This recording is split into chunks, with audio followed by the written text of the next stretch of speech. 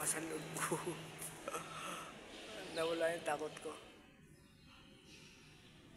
Dahil sa hangin.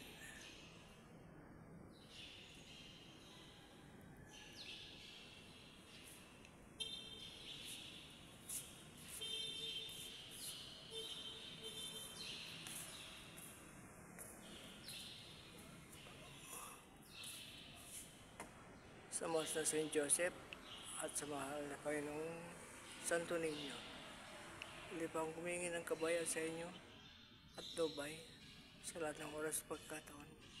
Huwag niyo po akong pababayaan. Sana ipagkaloob niyo na po sa akin. Biyayang matagal ko na hinahanap.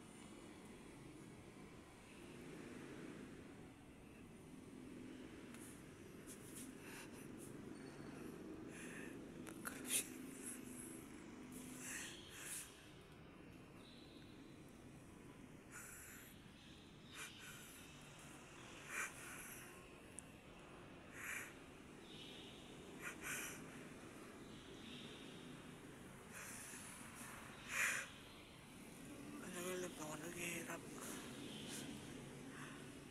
Totoo, naging mapag-ano rin ako na pagmataas din ako.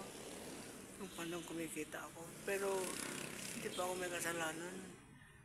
Ako ginawan ng salitang hindi maganda.